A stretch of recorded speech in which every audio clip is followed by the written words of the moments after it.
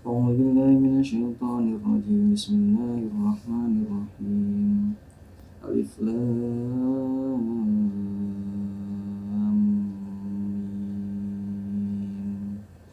ذلك الكتاب لا ريب فيه هدى للمتقين الذين يؤمنون بالغيب ويقيمون الصلاة ومما رزقناهم ينفقون والذين يؤمنون بما أنزل إليك وما أنزل من قبلك وبالآخرة هم يوقنون أولئك على هدى من ربهم وأولئك هم المفلحون.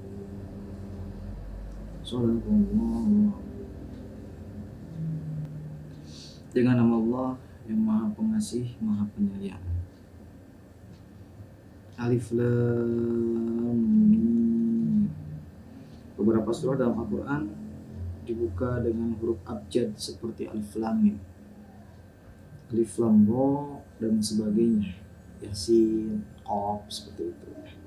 Makna huruf-huruf itu hanyalah Allah yang tahu.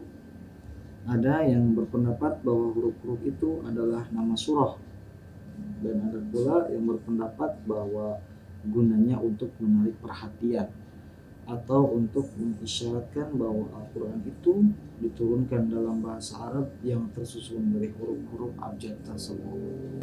Kitab Al-Quran ini tidak ada keraguan padanya, petunjuk bagi mereka yang bertakwa.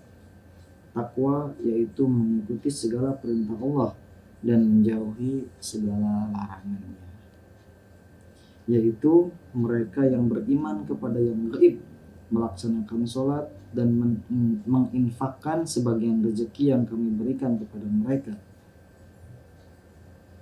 Menginfakkan di sini maksudnya pengertiannya adalah pengertian menginfakkan harta di jalan Allah meliputi belanja untuk kepentingan jihad, pembangunan perguruan, rumah sakit, usaha penyelidikan ilmiah, dan yang lain-lain. Di sana maksudnya infak. Ayat keempat, dan mereka yang beriman kepada Al-Quran yang diturunkan kepadamu Muhammad dan kitab-kitab yang telah diturunkan sebelum engkau, dan mereka yakin akan adanya akhirat.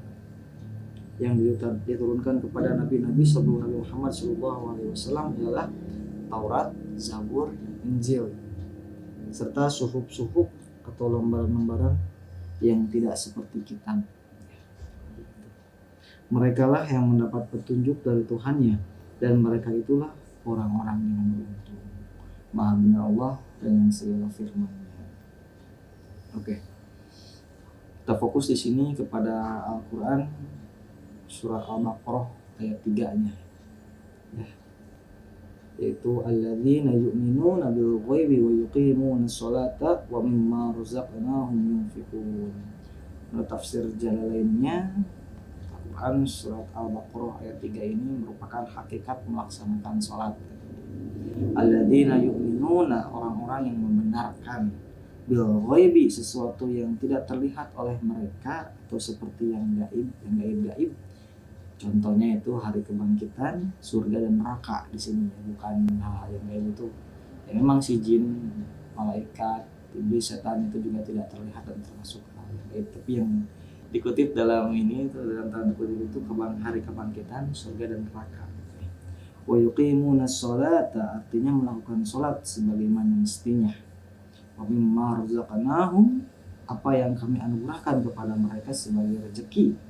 Yunfiqun, mereka membelanjakannya di jalan ketaatan kepada Allah. Seperti yang saya bilang tadi, membelanjakan di jalan Allah itu termasuk bersedekah ya, sudah pasti.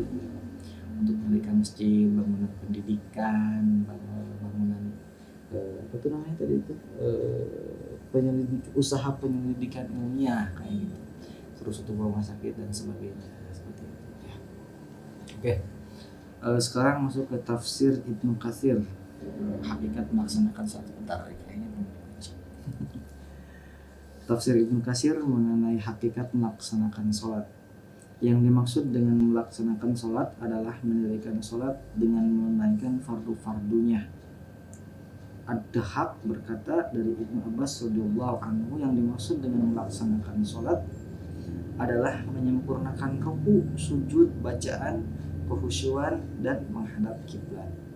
Qatadah berkata yang dimaksud melaksanakan sholat adalah menjaga waktu-waktunya, wudunya, rukunya, dan sujudnya. Muqatil bin Hayyan berkata melaksanakan sholat adalah menjaga waktu-waktunya, menyempurnakan wudunya, bacaan Al-Quran, tasyahud, dan sholawat kepada Nabi SAW. Inilah yang dimaksud dengan melaksanakan atau mendirikan sholat. Ibnu Katsir berkata dalam banyak ayat Al-Quran seringkali Allah Subhanahu Wa Taala menyandingkan sholat dan infak di dalamnya. Hal itu tiada lain karena sholat semata-mata adalah hak Allah dan representasi seorang hamba untuk beribadah kepadanya. Ia termasuk kepada bentuk pengesaan dan sanjungan seorang hamba terhadapnya, pengagungan dan penghambaan hamba kepadanya, doa dan tawakal seorang hamba kepadanya. Sedangkan infak adalah representasi kebaikan terhadap sesama makhluk dengan memberikan manfaat kepada mereka sebisa mungkin. Orang-orang yang lebih diprioritaskan untuk mendapatkannya adalah kerabat, keluarga, hamba sahaya, kemudian orang asing. Urutannya itu kerabat, keluarga, hamba sahaya, orang asing. Itu urutannya ya. Pengertian sholat di kalangan orang-orang Arab maknanya adalah doa. Kemudian sholat digunakan dalam pengertian syariat yang berarti adanya ruku, sujud, dan gerakan-gerakan lain di waktu yang sudah ditentukan dengan syarat yang harus dipenuhi. Begitu juga sifat dan macam-macamnya. Imam At-Tabari berpendapat bahwa orang yang melaksanakan sholat fardu menjadi terbuka segala permintaan dan amalan-amalannya yang kemudian dibalas pahala oleh Allah Subhanahu wa Ta'ala. Bahkan seiring dengan itu tidak hanya terbukanya kebutuhan yang diminta kepada Allah, tapi juga terbukanya kemungkinan dikabulkannya segala kebutuhan dan permintaan seseorang yang berdoa di saat melaksanakan sholat. Ibnu Katsir Tafsir Al-Quran Azim jilid 1 tahun 1421 Hijriah /2000 Masehi, jilid 2 269 sampai 271. Itu mungkin halamannya ya, halaman 269 sampai 271. Oke, kita masuk ke Riyadhus Shalihin dari hakikat melaksanakan sholat. Dari Abu Hurairah radhiyallahu anhu dari Rasulullah SAW, beliau bersabda, sebaik-baik kehidupan manusia adalah seorang laki-laki yang memegang kendali kudanya dan bergegas untuk berjuang di jalan Allah. Setiap kali mendengar suara musuh yang menakutkan atau sangat mengerikan, ia melompat ke atas punggung kudanya untuk mengharapkan kematian. Atau seorang laki-laki yang berada dalam kumpulan kambing yang berada di puncak gunung atau berada di pedalaman lembah ini, ia mendirikan sholat, menunaikan zakat, dan beribadah kepada Rabb-Nya sampai menemui ajalnya. Tidaklah ia menjadi manusia kecuali dalam kebaikan. Hadis riwayat Muslim.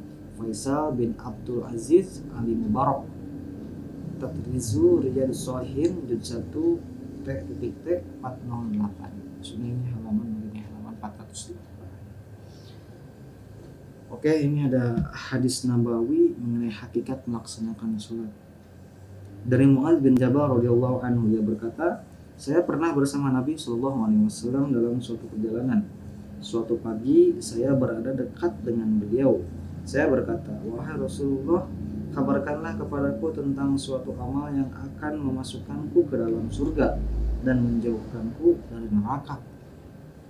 Beliau menjawab, kamu telah menanyakan kepadaku tentang perkara yang besar.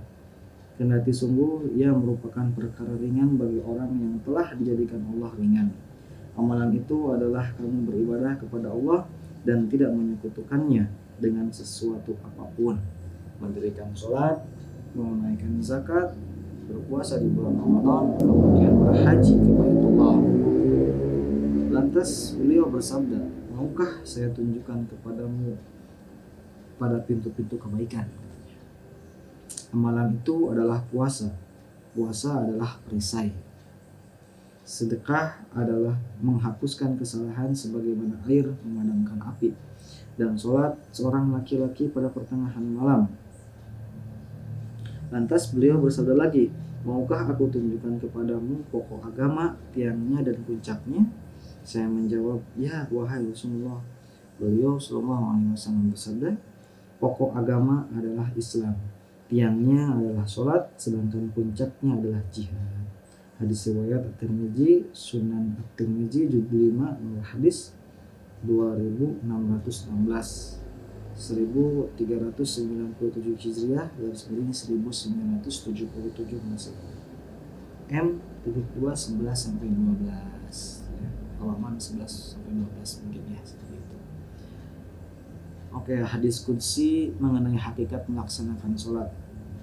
Dari Uqbah bin Amir radhiyallahu anhu, dia berkata, saya pernah mendengar Rasulullah Shallallahu Alaihi Wasallam bersabda, Tuhan kalian kagum terhadap seorang di antara kalian yang mengumandangkan azan di atas bukit.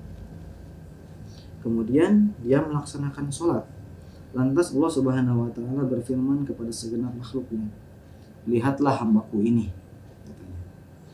Dia mengumandangkan azan untuk sholat, lalu mendirikan sholat itu dan merasa takut kepadaku. Sungguh aku telah mengampuni dosa hambaku itu dan aku akan memasukkannya ke dalam surgaku. Masya Allah. Hadis riwayat Abu Daud, Isamuddin As-Sababati, Jami'ul Hadis Al-Qudsiyati juz 1 191. Masya Allah. Jadi orang yang muazin, orang yang ada di masjid, kalau nggak salah selama beberapa tahun, 6 tahun sampai 12 tahun kalau nggak salah ya, itu menjamin masuk surga. Dan ada fadilahnya, fadilah ada itu sungguh luar biasa banget. Jadi ini saya juga pengen sebetulnya jadi seorang muazin. Mudah-mudahan mohon doa dari semuanya ya. Oke, itulah tadi ya pembacaan Al-Quran Karim.